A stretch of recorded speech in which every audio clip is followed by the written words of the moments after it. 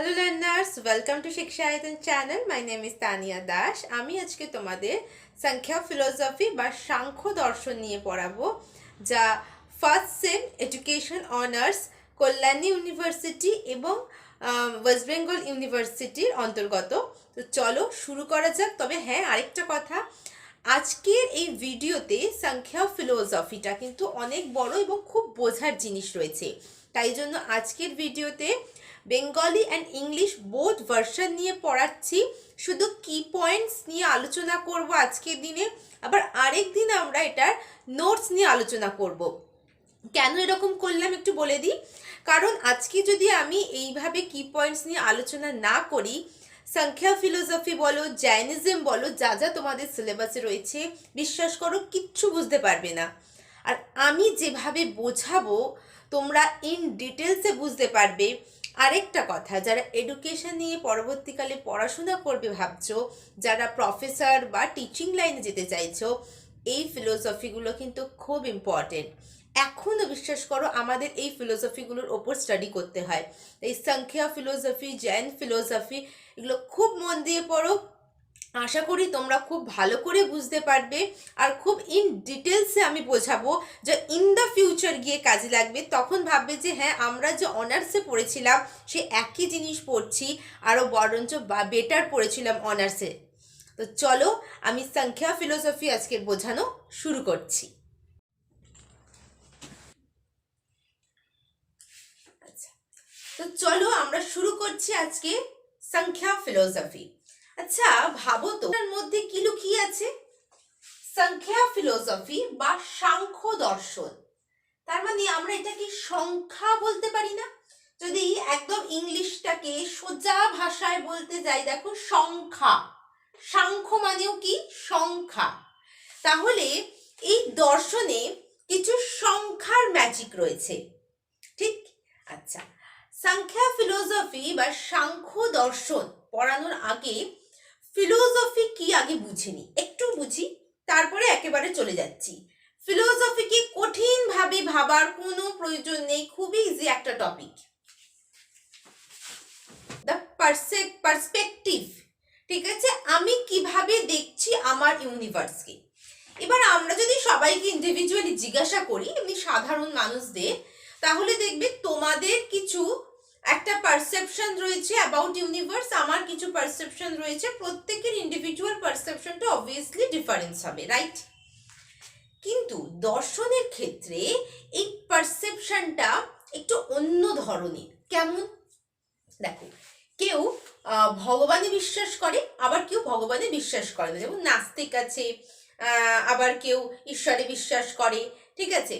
তো এই যে কেউ ভগবানে বিশ্বাস করছে, কেউ ভগবানে বিশ্বাস করছে না, দর্শনের মধ্যে তারাও একটা তাদের নিজস্ব পারসেপশন বা দৃষ্টিভঙ্গি ইউনিভার্স সম্পর্কে জানিয়েছে।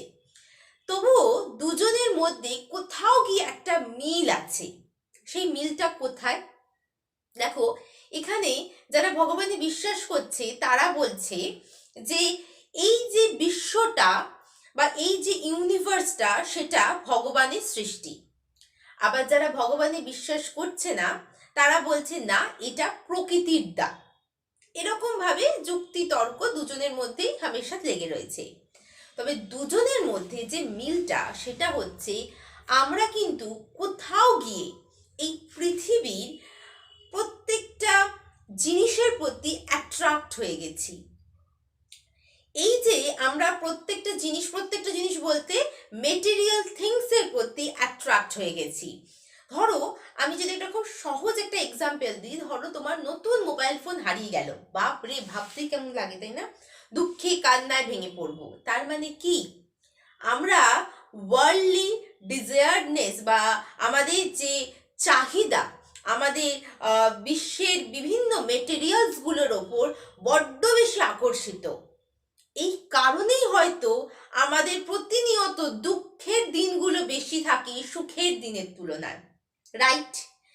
এই কারণে দুটো মানে দুদিকের যে দর্শন, যারা ঈশ্বরে বিশ্বাস করছে, যারা ঈশ্বরে বিশ্বাস করছে না, দুজনেরই এই একটা জায়গায় গিয়ে মিল থাকছে, যে আমাদের এই ডিজায়ার্ডনেস থেকে, আমাদের এই ওয়ার্ল্ডলি অ্যাটাচমেন্ট থেকে আমাদেরকে দূরে সরে আসতে হবে। How is it possible? কিভাবে এটা সম্ভব? This is possible meditation. এটা সম্ভব কেবলমাত্র মেডিটেশনের দ্বারা। এবার মেডিটেশনটা কি, তাই তো? এই মেডিটেশনটা হচ্ছে এই যে ধ্যান করে না, দেখেছো তো নিশ্চয়ই, বড় বড় ঋষিরা ধ্যান করে। তো আমাদেরও সেই একই জিনিস করতে বলছে, তবে ধ্যান বলতে এখানে বলছে আমরা এখানেও দেখবে দুটো জিনিসের সঙ্গে ডিফারেন্স রয়েছে। যারা ঈশ্বরে বিশ্বাস করছে, আবার যারা ঈশ্বরে বিশ্বাস করছে না। যারা ঈশ্বরে বিশ্বাস করছে তারা বলছে তোমার অধিষ্ঠিত কোনো দেবতাকে চোখ বন্ধ করে স্মরণ করো এবং তার প্রতি কনসেন্ট্রেট দিতে শুরু করো। দেখবে আমরা যখন প্রথম মেডিটেশন স্টার্ট করব তখন কিন্তু এই কনসেন্ট্রেশন পাওয়ারটা মারাত্মক বিলো লেভেলে থাকবে। আমাদের নানান ধরনের চিন্তা মাথার মধ্যে ঘুরতে থাকবে। ঠিক, এবার আস্তে আস্তে যত প্র্যাকটিস বাড়বে আমাদের কিন্তু কনসেন্ট্রেশনটা বা তোমার যে অধিষ্ঠিত দেবদেবী তার প্রতি কনসেন্ট্রেশন, তার মূর্তিটাই তুমি তখন দেখতে পাবে। আদার্স কোনো কথা, আদার্স কোনো চিন্তা তোমার ব্রেনে আসবে না। এর ফলে কি হচ্ছে, ধীরে ধীরে তোমার মেডিটেশন বাড়ছে, তোমার মেডিটেশনের পাওয়ারটা ইনক্রিজ করছে, and you get the liberation. কি পাচ্ছ? লিবারেশন পাচ্ছ। মানেটা কি? মুক্তি পাচ্ছ। এই মুক্তিও আবার একটা মানে আছে, বোঝাচ্ছি। আমি এক্ষুনি বললাম না, যারা ঈশ্বরে বিশ্বাস করে তারা বলছে একটা তোমার অধিষ্ঠিত দেবদেবীর মূর্তি তোমার চোখের সামনে যাতে থাকে চোখ বন্ধ করলে। এবং যারা ঈশ্বরে বিশ্বাস করে না তাহলে তারা কি বলছে? তারা বলছে নেচারের যে কোনো কিছুকে তুমি তোমার চোখের সামনে ধরতে পারো। ঠিক, আচ্ছা। এবার তবে দুজনেরই মতামত এক জায়গায় গিয়ে ঠিক হচ্ছে, সেটা হচ্ছে লিবারেশন। মুক্তি পাবো। কিসের থেকে মুক্তি পাবো বললাম? ওয়ার্ল্ডলি অ্যাটাচমেন্ট, ওয়ার্ল্ডলি ডিজায়ারনেস থেকে আমরা মুক্তি পাবো। আচ্ছা, এই মুক্তি মানে, এই মুক্তিতে কি হবে? এই মুক্তির ফলে আমাদের দেখবে একটা বার্থ ডেথে সার্কেল চলতে থাকছে। এই জন্মাচ্ছি, এই মৃত্যু হচ্ছে, আবার জন্মাচ্ছি, আবার মৃত্যু হচ্ছে। এই সার্কেলটা চলতেই থাকছে, এইটার এন্ড হচ্ছে না। যার ফলে আমাদের দুঃখগুলো বাড়তেই থাকছে, কারণ আমরা তো ওয়ার্ল্ডলি অ্যাটাচমেন্টে বিশ্বাসী। আমরা আমাদের মধ্যে সারাক্ষণ চাহিদা। দেখবে তুমি যে 20,000 টাকা রোজগার করবে তখন ইস 30 করলে ভালো হয়, আরেকটু করলে ভালো হয়, মানে আমাদের চাহিদার শেষ নেই। আবার আমাদের প্রত্যেকটা জিনিসের প্রতি বড্ড বেশি অ্যাটাচমেন্ট, এই জন্য প্রতিনিয়ত আমরা দুঃখের শিকার হচ্ছি। ঠিক বলেছি না? এই কারণে বলা হয় যে এই জিনিসগুলো থেকে আমাদেরকে এবার দূরে সরে আসতে হবে। এইটার একটাই পথ, only way to the meditation path. আমরা ফলো করব মেডিটেশনটাকে, যার ফলে আমাদের লিবারেশন আসবে। আর এই যে জন্ম মৃত্যুর চক্রটা, যেখানে বার্থ ডেথ হয়েই যাচ্ছে, সেটাও এন্ড হয়ে যাবে। এই কথাটা প্রত্যেকটা ফিলোসফিতে বলা হয়েছে। আমাদের ফিলোসফিকে আমরা দুটো ভাগে ভাগ করেছি, একটা ইন্ডিয়ান ফিলোসফি যেটা এখন পড়ছি, আরেকটা রয়েছে ওয়েস্টার্ন ফিলোসফি। দেখবে তোমাদের সিলেবাসে আছে idealism, pragmatism, realism. This is called the western philosophy. আর আমাদের ইন্ডিয়ান ফিলোসফি হচ্ছে Samkhya philosophy, Jainism, Buddhism etcetera. Clear হলো? তাহলে মোটামুটি ফিলোসফির মধ্যে কি কি পড়তে হবে, ফিলোসফির মানেটা কি, এটা বুঝতে পেরে গেছো। এবার চলো এখান থেকে সংখ্যা ফিলোসফিতে যাওয়া যাক। সংখ্যা ফিলোসফি কথার মানে কি? সাংখ্য দর্শন। আচ্ছা, এইটা কে ডেভেলপ করেছিল? কপিলা। তো এইটার মেন অবজেক্টিভ কি? সংখ্যা ফিলোসফি কিসের ওপর বা কোন উদ্দেশ্যের উপর স্থাপিত? দ্য সংখ্যা ফিলোসফির main objectives to remove pain. মানে আমরা এই বললাম না কিছুক্ষণ আগে, আমরা বড্ড দুঃখের শিকার হয়ে গেছি, মানে কিছু হলেই খালি দুঃখ পাচ্ছি। কেন পাচ্ছি? কারণ এই ওয়ার্ল্ডলি ডিজায়ারনেস, ওয়ার্ল্ডলি অ্যাটাচমেন্টের প্রতি আমরা একদম আটকে গেছি, আমরা আর বেরোতে পারছি না। তো এই পেন থেকে, এই মিসারিস থেকে আমাদের বেরিয়ে আসতে সাহায্য করতে বা এগুলোকে রিমুভ করাতে কে সাহায্য করছে? সংখ্যা ফিলোসফি। আচ্ছা দেখো, কজেস অফ মিসারিস, এটাকে আমি বাংলা লিখে দিচ্ছি, চিন্তার কোনো কারণ নেই। দুঃখের কারণ, দুঃখের কারণ। আচ্ছা, আগে ব্যাপারটা খুব ভালো করে বোঝো। অনলাইনে পরীক্ষা হবে কি অফলাইনে পরীক্ষা হবে সেটা একদম ডিফারেন্ট ম্যাটার, কিন্তু যখন তোমার সিলেবাসে কোনো টপিক আছে তার মানে তোমাকে টপিকটাকে বুঝতে হবে। কারণ এই অনলাইন তো সারা জীবন চলবে না, কোনো না কোনো একটা টাইমে গিয়ে তোমাকে কিছু একটা ফেস করতেই হচ্ছে। যদি ম্যাটারগুলো না বোঝো, যে ক্লাসে যে ম্যাটার বা সিলেবাসে যে ম্যাটারগুলো রয়েছে সেগুলো না বোঝো, তাহলে পরবর্তীকালে গিয়ে অনেকটা সময় তোমাকে ব্যয় করতে হচ্ছে। তাই যে ক্লাসে যে পড়াটা আছে সেটা বুঝে ফেলো, ঠিক? আচ্ছা, সংখ্যা ফিলোসফি বা সাংখ্য দর্শনের প্রধান উদ্দেশ্য বা the main objective is that to remove the pain. ঠিক, এবার তাহলে পেনের কারণ কি, মিসারিসের কারণটা কি? মিসারিসের কারণ ইনি এখানে 3 ভাগে ভাগ করা হয়েছে।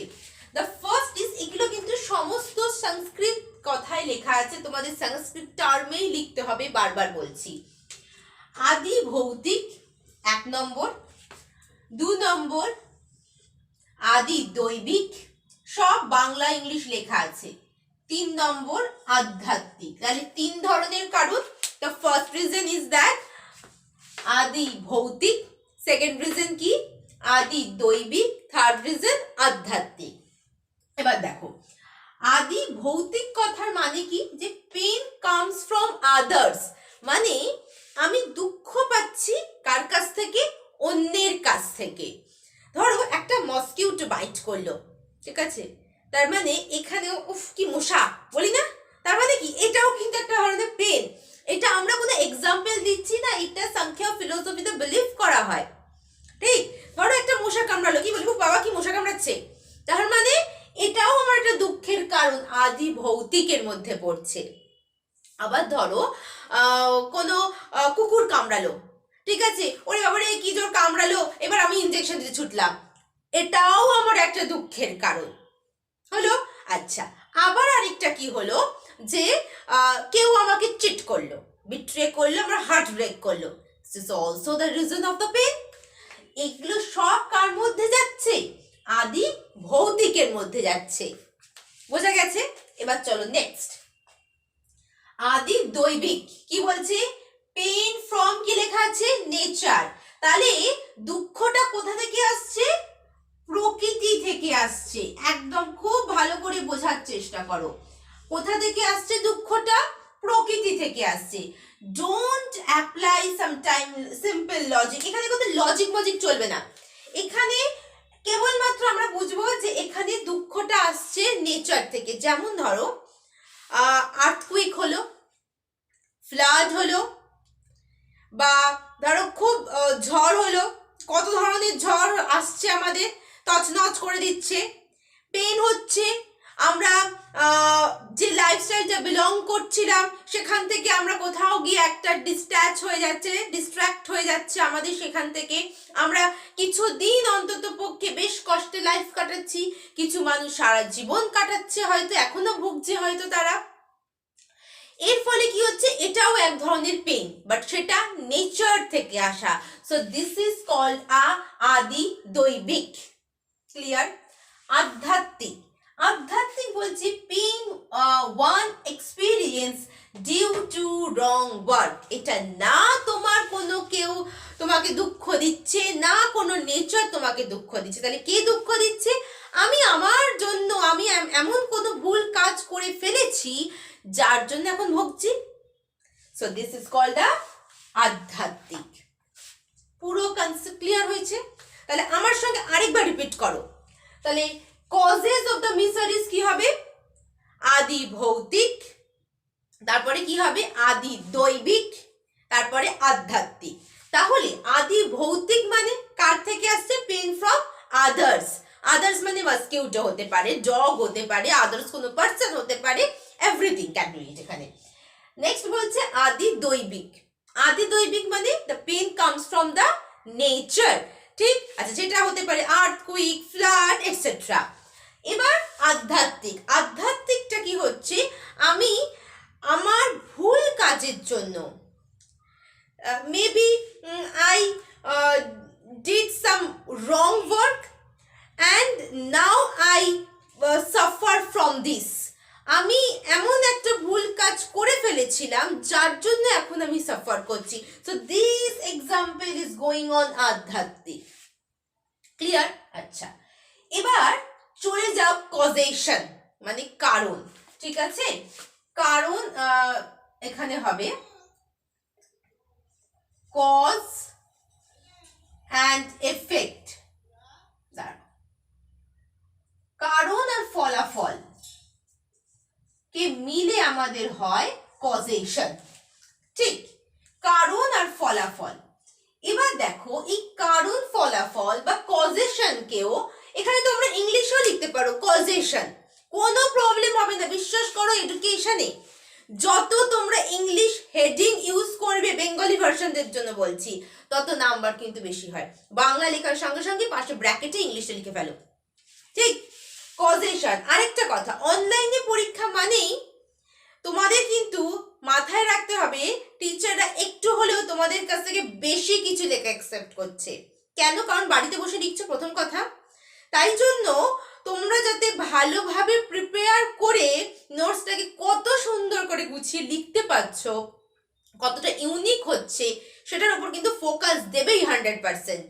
তাই সবার থেকে ইউনিক ভাবে লেখার চেষ্টা করো, যেমন ভাবে বলছিস তেমন ভাবে লেখার চেষ্টা করো। কজেশনস মিন্স কজ এন্ড এফেক্টস কে মিলিয়ে বলছে। তো দেখো, কজ এফেক্টে বা কজেশনকে দুটো ভাগে ভাগ করা যায়। একটা হচ্ছে সৎকারিয়াবাদ, এইভাবে লিখবে, বাংলারা লিখবে সৎকারিয়াবাদ বা সৎ কার্যবাদও লিখতে পারো। এক সেকেন্ড, আমি মুছে ঠিক করে লিখে দিচ্ছি এটা।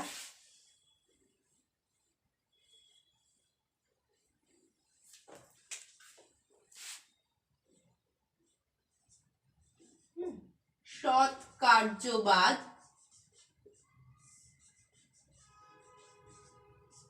আর অসৎ কার্যবাদকে বাংলায় লিখবে অসৎ কার্যবাদ।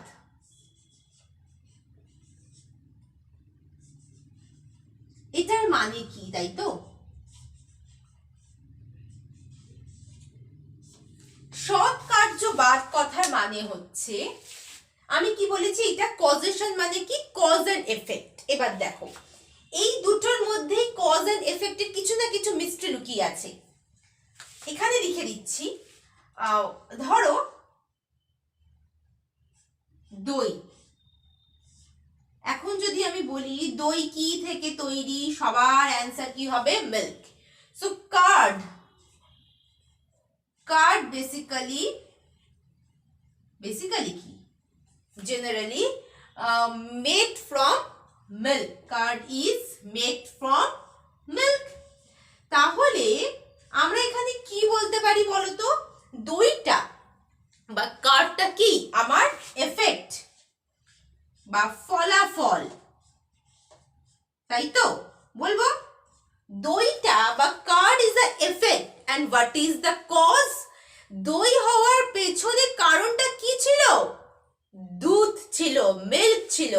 So milk is the cause. তো এখানে সাতকারিয়াবাদে বলছে এফেক্ট ইজ প্রেজেন্ট। কি বলছে? Effect is present in cause. Present in cause মানে এই ফলাফলের মধ্যে কজ রয়েছে। মানে এই যে দইটা বা কার্ডটা, তার মধ্যে মিল্ক ইজ প্রেজেন্ট, মিল্ক রয়েছে। আমরা তো অস্বীকার করতে পারি না যে দইটা আপনা আপনি তৈরি হয়ে গেছে। দইয়ের মধ্যে দুধ আছে, এটা বলবো। ওকে, ফাইন। তাহলে এইটাকে আমরা কি বলছি? এটা সৎকারিয়াবাদরা এরকম ধরনের কথাবার্তা বলে থাকে। তাহলে অসৎ কার্যবাদ বা অসৎ কার্যবাদ কি? সিম্পলি এটার অপোজিট হবে এফেক্ট ইজ নট প্রেজেন্ট।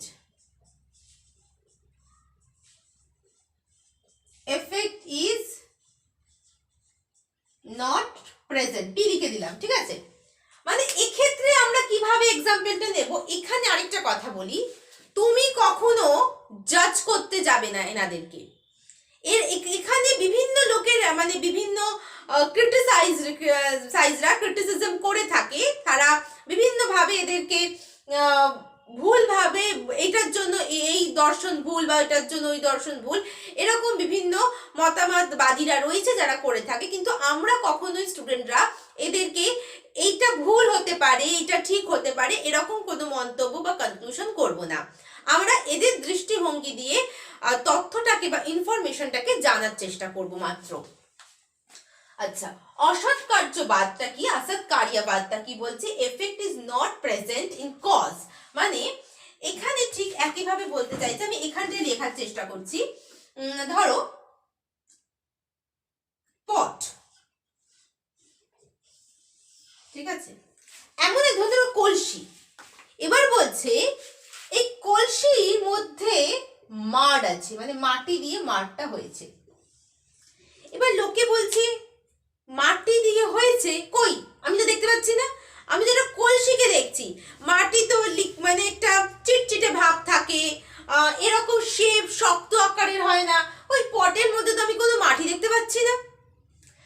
এই যে আমরা দেখতে পাচ্ছি না এই এফেক্টের মধ্যে কজটাকে, এরকম যারা চিন্তা ভাবনা করছে তাদেরকে আমরা কি বলে থাকছি? অসৎকার্যবাদ, মানে ফলাফলের মধ্যে কারণ নেই, এটাকে আমরা কি বলে থাকবো বলো? অসৎকার্যবাদ। খুব সোজা, সৎকার্যবাদ মানে সত্য সৎ কার্যবাদ, অসৎকার্যবাদ মিনস অসৎ কার্যবাদ। সৎকার্যবাদে একদম সিম্পলটা বলবো যে একদম কার্ড এন্ড মিল্কের কথা ভাবো, যে কার্ডের মধ্যে মিল্ক থাকে তার মানে এফেক্টের মধ্যে কজ আছে, তা এটা সৎকার্যবাদ ভাবছে। আর অসৎ কার্যবাদ বা অসৎকার্যবাদ কি ভাবছে? এখানে তো একটা মাটির কলসি, বা মাটি বলবে না, এখানে একটা তো কলসি, তাহলে মাটি তো চিটচিটে হয়, মাটিকে আমরা বিভিন্ন ভাবে মাটি মেঝেতে গ্রাউন্ড ফ্লোরে দেখতে পাই, এরকম শক্ত হয় না, তো এরকম শক্ত জিনিসটাকে আমি কিভাবে বলতে পারি এটা মাটি? তো এই ধরনের কথাবার্তা কে বলছে? অসৎকার্যবাদ বা অসৎকার্যবাদ বলে থাকছে। কনসেপ্ট ক্লিয়ার হয়ে গেছে? এবার চলে আসো যে এই সৎকার্যবাদকে দুটো ভাগে ভাগ করা যায়, একটা পরিণামবাদ, আরেকটা হচ্ছে বিবর্তনবাদ। একই লিখবে, পরিণমনবাদ, বাংলা লিখে দিচ্ছি, অসুবিধা হবে তো বুঝতে, লিখে দিচ্ছি, পরিণমনবাদ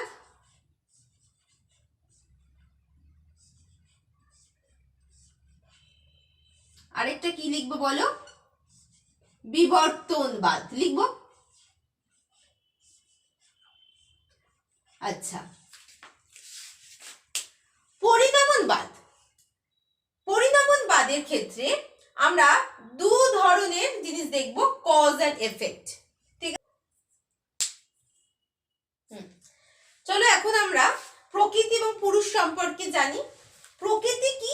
প্রকৃতি হচ্ছে অ্যাক্টিভ, মানে প্রকৃতিকে তুমি একটা এমন একটা অবজেক্ট ধরো যে কিনা অ্যাক্টিভ, কিন্তু সে অবচেতন স্তরে রয়েছে, আনকনসিয়াস লেভেলে থাকছে।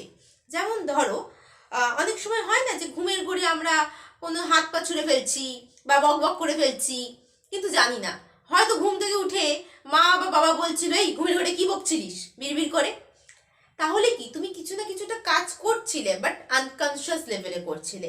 ঠিক তেমনি প্রকৃতিও কিন্তু তাই, জানো তো, যেখানে প্রকৃতিতে সমস্ত কিছু আনকনসিয়াসলি হয়ে থাকে, ঠিক আছে, কিন্তু কিছু না কিছু হচ্ছে, অ্যাক্টিভ থাকছে। আচ্ছা, নাইদার কোয়ালিটি নর অ্যাট্রিবিউট, এর কোনো গুণ কিছু নেই, কোয়ালিটি বলে কিছু নেই। আচ্ছা, এটা সবসময় অ্যাক্টিভ কনসিয়াস, এর মধ্যে যেটা থাকে সেটা তিনটে গুণ থাকে। কি কি থ্রি গুণ থাকে সেটা আমরা পড়বো একটু বাদে। আগে আমি না কয়েকটা পয়েন্টস নিয়ে প্রকৃতি পুরুষ সম্পর্কে একটু ধারণা করি। পুরুষকেও এখন একটা অবজেক্ট ধরো যে কনসাস, যে চেতন, কিন্তু এ আবার ইনঅ্যাক্টিভ, চুপচাপ বসে থাকে, কোনো কাজকর্ম করে না। ইন্ডিপেন্ডেন্ট, স্বাধীন, ইটারনাল, ইনফাইনাইট, তারপরে কি বলেছে? ট্রান্সেন্ডেন্টাল, মানে এ সবার ঊর্ধ্বে, একে আমি কোনো কিছুর মধ্যে বেঁধে রাখতে পারছি না। দিস পুরুষকে জানো, পুরুষটাকে, পুরুষটা হচ্ছে তোমার আমার সোল। তাহলে পুরুষকে আমরা এখানে আত্মা বলবো, সোল বলবো। যেটাকে সংখ্যা ফিলোসফির টার্মে পুরুষ বলা হচ্ছে। তাহলে আমাদের আত্মাকে এখানে কি বলা হচ্ছে? আমাদের আত্মাকে বলা হচ্ছে চেতন। আত্মা সব জানে কিন্তু কিচ্ছু করে না, ইন্ডিপেন্ডেন্ট, এ সবার ঊর্ধ্বে, ইটারনাল, এ ইনফাইনাইট, একে আমি কোনো আকার দিতে পারবো না। এবার আমরা কি বলবো, আত্মা গোল চৌকো নাকি ট্রায়াঙ্গেল শেপ, কিসের শেপের? তাহলে ইনফাইনাইট, কোনো আকার নেই তার, ইটারনাল, ট্রান্সেন্ডেন্টাল। আগের পার্টে আমরা পরিণামবাদ আর বিবর্তনবাদ পড়েছি কিছুক্ষণ আগেই।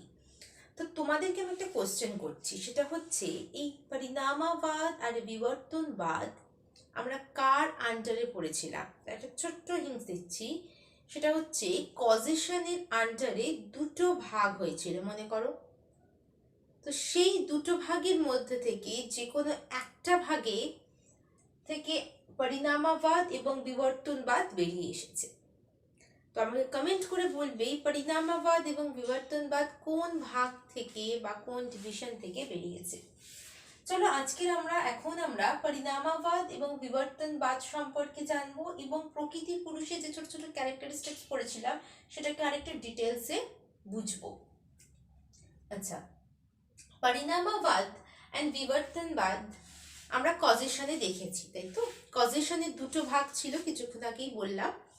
যে ভাগটাতে লেখা ছিল যে এফেক্টস ইন কজ, সেই এফেক্টটার মধ্যে কজ রয়েছে। আরেকটা ভাগে কজেশনের ছিল effect does not exist in cause. এই দুটো পড়েছিলাম, ঠিক? মানে বলতে পারছি যে মিল্ক দ্বারা কার্ডটা তৈরি হয় বা দইটা তৈরি হয়। তো দইয়ের মধ্যে বা কার্ডের মধ্যে যে মিল্কটা রয়েছে সেটা যে বলছে সে হচ্ছে কজ অ্যান্ড এফেক্ট দুজনকেই বিশ্বাস করছে। আরেকটা ভাগে পড়েছিলাম যে পট বা কোনো পাত্র তৈরি হচ্ছে এবং সেটা যে মাটির প্রয়োগে তৈরি হচ্ছে সেখানে সে বিশ্বাসী নয়। সে বলছে আমি তো একটা পাত্রকে দেখতে পাচ্ছি, সেখানে মাটি কোত্থেকে এলো? মানে মাটির যে ক্যারেক্টারিস্টিক্সগুলো হয় সেটা সেই পাত্রের মধ্যে তো আমি দেখতে পাচ্ছি না। তাহলে এই পাত্রটা যে এফেক্টটা আউটকামটা বেরিয়েছে তার মধ্যে কজটা লুকিয়ে রয়েছে সেটা আমার তো চোখে পড়ছে না। এই দুটো পড়েছিলাম। যে ভাগে আমরা পড়েছি যে এফেক্টস ইন কজ, মানে ওই কার্ডের মধ্যে মিল্ক রয়েছে, সেখান থেকে পরিণামবাদ আর বিবর্তনবাদ এসেছে। তো পরিণামবাদের ক্ষেত্রে বলছে কি, দেখো যে আমরা সবাই জানি কার্ডের মধ্যে বা দইয়ের মধ্যে দুধ বর্তমান, তাই তো? দইয়ের মধ্যে কি বর্তমান? দুধ বর্তমান, এটা জানি। কিন্তু এই যে কার্ডটা রয়েছে বা দইটা রয়েছে, দইয়ের মধ্যে কিন্তু কোনরূপ আমরা দুধটাকে দেখতে পাচ্ছি না, কারণ দুধ একটা লিকুইড বা তরল পদার্থ, তো দইটা হচ্ছে সলিড।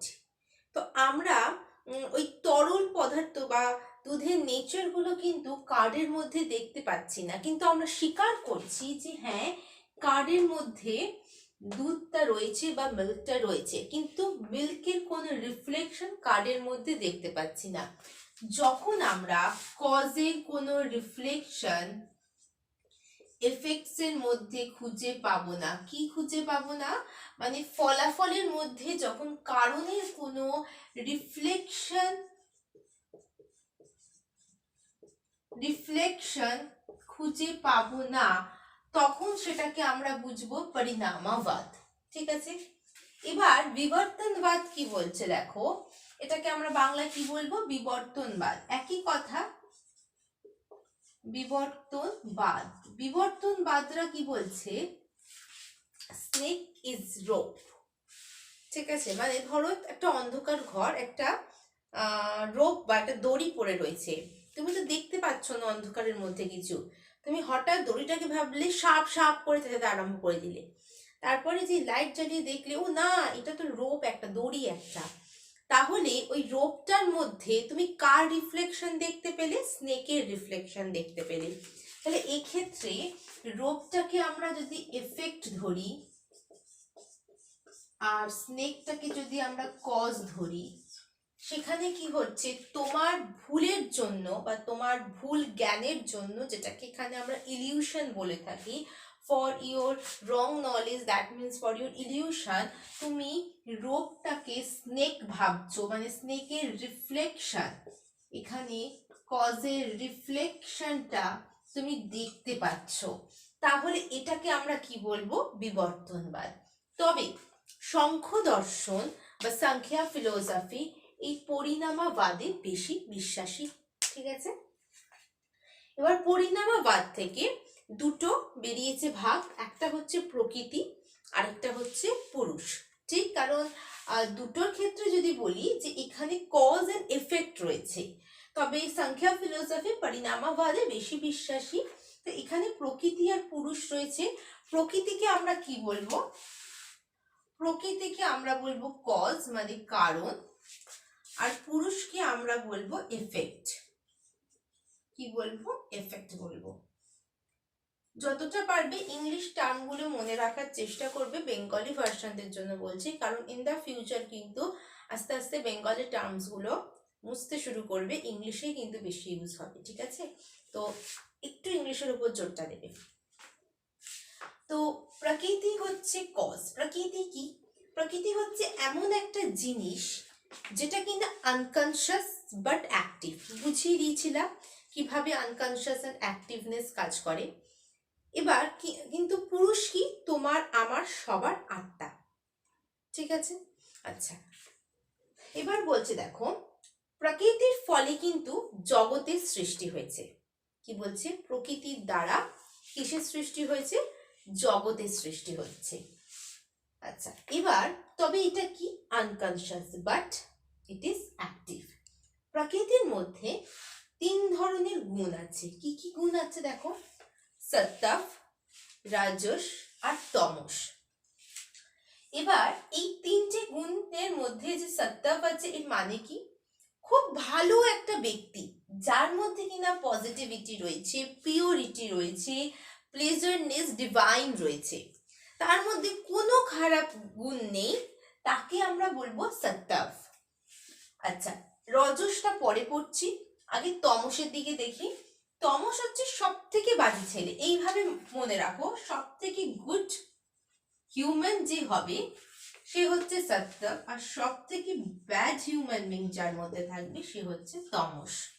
ঠিক আছে, তাহলে তমসের মধ্যে সব কিছু নেগেটিভিটি, ইমপিওর, আচ্ছা পিওর লিখে ফেলেছি এখানে ভুল করে, সাংঘাতিক ব্যাপার, নেগেটিভিটি, ইমপিওর, ডেমনিক নেচার, মানে সবাইকে দমিয়ে রাখার চেষ্টা করে। তো এগুলো সব কার মধ্যে হচ্ছে, বাজে লোকটার মধ্যে পাচ্ছে, যেটা কিনা তমস। আমি কিন্তু এক্সাম্পলের জন্য লোক বললাম, কিন্তু এগুলো একটা গুণ। সত্ত্ব হচ্ছে সব থেকে ভালো গুণ, যেখানে কিনা পজিটিভিটি, পিওর, প্লেজারনেস, ডিভাইন রয়েছে। আচ্ছা এখানে হবে পেন, দুঃখ।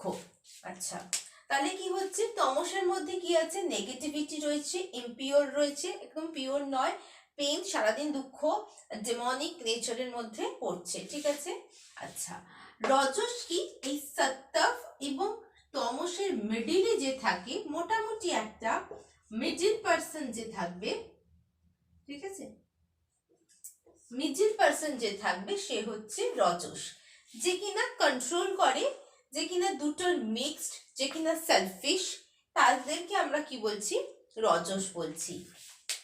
এই তিন ধরনের গুণ আমার কার মধ্যে পাচ্ছি, প্রকৃতির মধ্যে পাচ্ছি। ঠিক আছে, তাহলে প্রকৃতির মধ্যে সত্ত্ব, রাজস, তামস তিনটে রয়েছে। সত্ত্বকে সব ভালো যায়, আচ্ছা রজসকে যে কিনা কন্ট্রোলার, মিক্স, দুটো মিশিয়ে রয়েছে, আরেকটা কি বললাম, যে কিনা সেলফিশ নেচার। আচ্ছা এবার কি বলছে, সত্ত্ব হয়ে গেল, রজস হয়ে গেল, তমস যে কিনা একদমই বাজে, ডেমনিক নেচার, ইমপিওর, পেন এবং নেগেটিভ নেচারের মধ্যে পড়ছে তমস। ক্লিয়ার, তাহলে প্রকৃতি আমার ক্লিয়ার হয়ে গেল। এইগুলোকে আমরা এইভাবেই পড়বো, বেঙ্গলি ভার্সনে তোমাদের এইভাবেই পড়তে হবে। আমার কথা যদি মানো তাহলে এগুলোর ইংলিশ টার্মটা লেখো, মানে বেঙ্গলি টার্ম বলতে এক্সট্রা কিছু কোনো ওয়ার্ড নেই, সত্ত্বটাকেই তোমাকে বাংলায় লিখতে হবে এরকম ভাবে, সত্ত্ব, রজস, এইভাবে লিখতে হবে। তমস, ঠিক আছে? যদি ইংলিশে লেখো টার্মগুলো সেটা সব থেকে বেশি ভালো হবে। আচ্ছা, সত্ত্ব রজস তমস হয়ে গেল, মানেটা বুঝিয়ে দিলাম। এবার বলছে পুরুষ, এদিকে আমি চলে আসি তাহলে দেখতে পাবে। পুরুষ, পুরুষ কি এফেক্ট, মানে আমাদের সোলটাকে বলা হচ্ছে পুরুষ, যে কিনা কনসাস, যে কিনা ইনঅ্যাক্টিভ, মানে অ্যাক্টিভ নেই, চুপচাপ বসে থাকছে, যে কিনা ইটারনাল, সব কিছুর ঊর্ধ্বে, মানে এই জগতের এই সমস্ত কিছুর ঊর্ধ্বে যে রয়েছে সে হচ্ছে আমার পুরুষ। আচ্ছা, যে কিনা ইনফাইনাইট ইন নেচার, যার কোনো আকার নেই, ঠিক আছে, যাকে আমরা নিরাকার বলে থাকি, সেটা হচ্ছে ইনফাইনাইট। কনসিয়াসনেস কি তোমার আমার চেতন, ইনঅ্যাক্টিভ কি নিষ্ক্রিয়, ইটারনাল মানে সমস্ত কিছুর ঊর্ধ্বে যাকে আমরা বলি তাকে আমরা বলছি ইটারনাল, মানে বলে দিলাম। তো পুরুষ কি সোলকে বোঝায়, আত্মাকে বোঝায়, যে কিনা চেতন, যে কিনা ইনঅ্যাক্টিভ মানে নিষ্ক্রিয়, ইটারনাল মানে সময় বলো, পৃথিবী বলো, মানে সময় বলো, কোনো বস্তু বলো, সমস্ত কিছুর ঊর্ধ্বে যে, তাকে আমরা কি বলছি, ইটারনাল বলছি। ইনফাইনাইট মানে যার কোনো আকার নেই। এবার এখানে একটা টুইস্ট আসছে। কি টুইস্ট? আমি এই ব্যাপারটা মুছে দিচ্ছি, ঠিক আছে? এখানে আমি ড্র করে না বোঝালে বুঝবে না।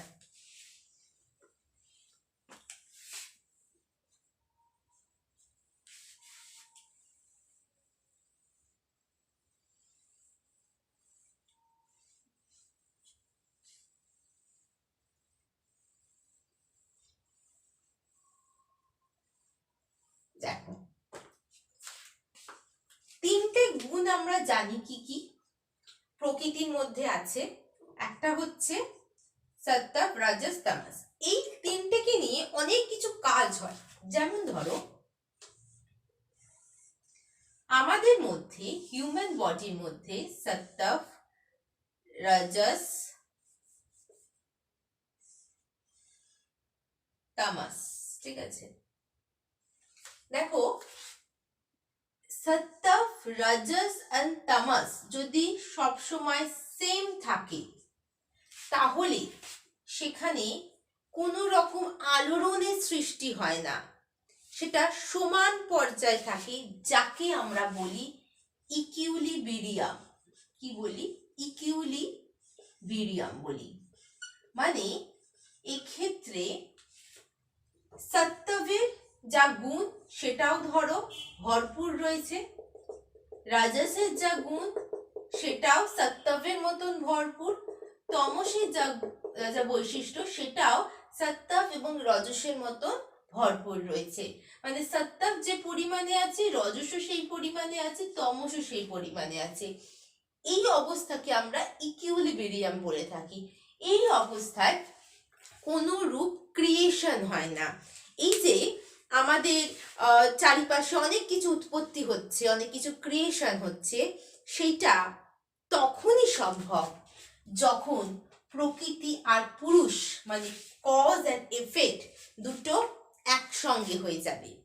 কিন্তু যখন সত্ত্ব, রজস, তমস এই তিনটে গুণ যখন সমান অবস্থায় থাকবে বা সম অবস্থা যাকে বলি, যেটাকে ইংলিশে বলছি ইকুইলিব্রিয়াম, তখন কোনো রকম ক্রিয়েশন হবে না। কি হবে না? ক্রিয়েশন হবে না। আচ্ছা, তাহলে কখন সেই ক্রিয়েশন হবে? যখন এই পুরুষ প্রকৃতিকে অ্যাট্রাক্ট করবে, ঠিক আছে? প্রকৃতি অ্যাট্রাক্ট ফিল করবে পুরুষের প্রতি, এবং প্রকৃতি এবং পুরুষ যখন এক হয়ে যাবে তখন আসবে ইভলিউশন, তখন আসবে ক্রিয়েশন বা উৎপত্তি। আচ্ছা, এটা কিভাবে উৎপত্তিটা হচ্ছে? দেখো, কেনই বা প্রকৃতি আর পুরুষ মিশে গেলে উৎপত্তি হচ্ছে। ভাবো, তোমার একটা বন্ধু যে কিনা সারাক্ষণ ভেবে যাচ্ছে, ঠিক আছে? স্বপ্নে ভাবে, আনকনসিয়াস, তো আমি এই জন্য বলছি, ধরো তোমার একটা বন্ধু, সে কিনা স্বপ্নে ভাবছে আজ এই করব, আজ সেই করব, আজ ওই করব, কিন্তু বাস্তবে কিছু করছে না। বোঝা গেল? এবার সে সারাক্ষণ স্বপ্নেই ভেবে গেল। এবার তুমি ধরো খুব কনসাস, ঠিক আছে, তুমি অত স্বপ্ন টপ্ন দেখো না, কিন্তু তুমি আবার চুপচাপ। তাহলে যদি দুই বন্ধু একসঙ্গে হয়ে যাও, মানে ও যদি উঠে যায় বা ও যদি তোমার সংস্পর্শে আসে, বা তুমি যেহেতু অত স্বপ্ন দেখো না, সারাক্ষণ জেগে থাকো, তুমি ওকে জাগিয়ে দেবে। এবং যেই ও জেগে যাবে, ও তখন বলবে যে এই চল এই করি ওই করি, তুই এত চুপচাপ বসে আছিস কেন? কারণ তুই না অ্যাক্টিভ, আর তোমার বন্ধু অ্যাক্টিভ। আরেকবার বলি, ধরো রাম আর শ্যাম দুই বন্ধু, ঠিক আছে? রাম হচ্ছে খুব অ্যাক্টিভ, কিন্তু বড্ড স্বপ্ন দেখে বাবা, স্বপ্নে অ্যাক্টিভ, কিসে অ্যাক্টিভ? ড্রিমে বড্ড সে অ্যাক্টিভ। তুমি আবার অত ড্রিম টিম দেখো না, তুমি জেগে আছো, ঠিক আছে? তুমি জেগে আছো, কিন্তু তুমি শ্যাম বড্ড কি ইনঅ্যাক্টিভ, শ্যাম কি ইনঅ্যাক্টিভ। এবার তুমি কি করবে? এর যে গুণটা নেই, মানে সে তো সারাক্ষণ স্বপ্নের দেশে আনকনসিয়াস মুডে আছে, শ্যাম কি করছে? রামকে জাগিয়ে তুলছে। ওরা যখনই একসঙ্গে হবে তখনই শ্যাম কি করবে? রামকে জাগিয়ে তুলবে, এই ওঠ ঘুম থেকে। তো ঘুম থেকে উঠে যাবে, তাহলে ও ঘুম থেকে উঠে গেল, ভালো কথা, ও অ্যাওয়েক হয়ে গেল, অ্যাওয়ার হয়ে গেল। এবার রাম বলছে এই তুই এত ইনঅ্যাক্টিভ কেন রে? কারণ ও তো অ্যাক্টিভ, রাম তো অ্যাক্টিভ, রাম জেগে গেছে। এবার রাম বলছে তুই এত ইনঅ্যাক্টিভ কেন রে, চল কাজ করি দুজনে মিলে। তখন কি হয়ে যাচ্ছে? অ্যাক্টিভ হয়ে যাচ্ছে। তার মানে রাম আর শ্যাম মিলিত হয়ে কি করবে?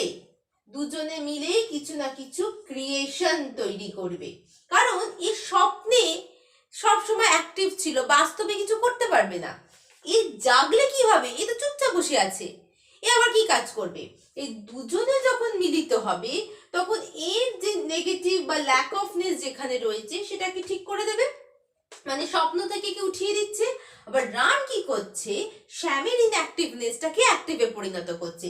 তখন দুজনে মিলেই কি আসছে? ক্রিয়েশন আসছে। এবার ভাবো, রামের বদলে যদি আমি বলি,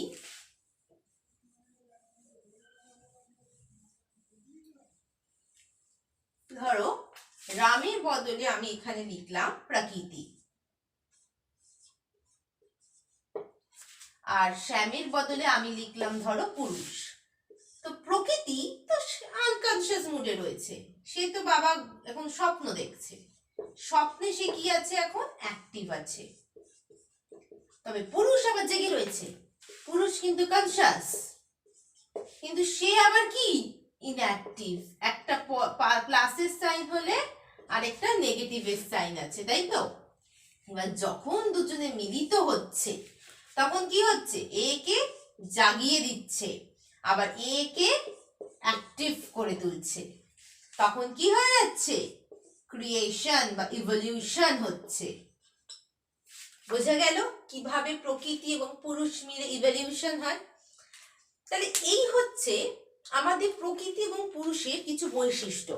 এখনো শেষ হয়নি।